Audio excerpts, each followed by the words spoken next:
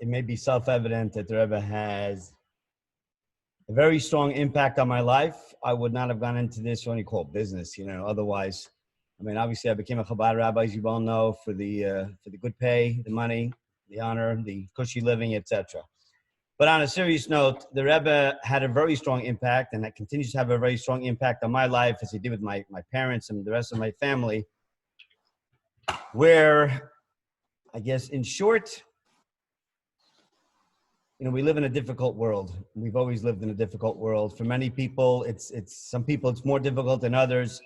And for some people, they just can't seem to see a way through all the different trials and tribulations that they come across throughout life. And the Rebbe and his teachings in particular has always been this beacon of light, sort of guiding us through the darkness of exile, through the tough times, the good times, whatever the story may be. When you think you're done, you did a great job, you want to kick back and relax a little bit, the Rebbe said, okay, that was great. You did a great job till now. Now what are you doing? Next, moving right along.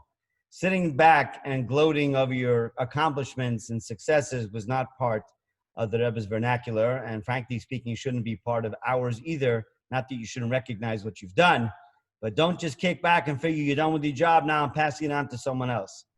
And we see in the Rebbe's teachings, it's based on Torah, that as long as there's air in our lungs, we have a reason and purpose to be in this world.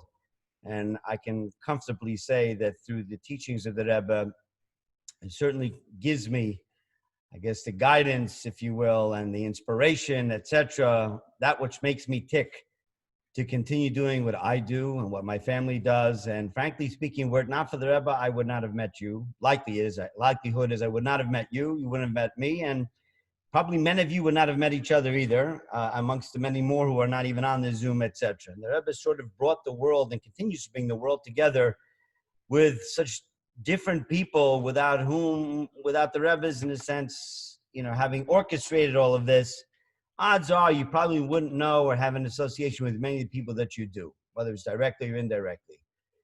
But to conclude, it gives me a path in life. I'm sure it gives you a path in life. If you take the time to study the teachings, you'll begin to realize how impactful they are, no matter what your background may be, whether you are more knowledgeable in Judaism, less knowledgeable, there is certainly something there for everybody, each on their own level. And with that, a bracha that this should be the last Gimmel Tammuz, third of Tammuz, that we are here in Galut, in exile.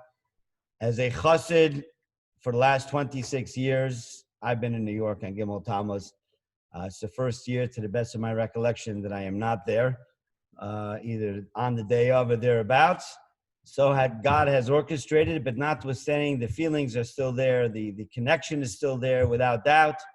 And I encourage all of you to try in your own ways to kind of connect to the holiness and the sanctity of the day, recognize its importance. Obviously, you do to some degree because you're on the Zoom. But beyond that, we should all be zoch in the merit of the coming of Mashiach Tzedekenu, our righteous Redeemer, bringing back all of our loved ones down here speedily in our days. Amen.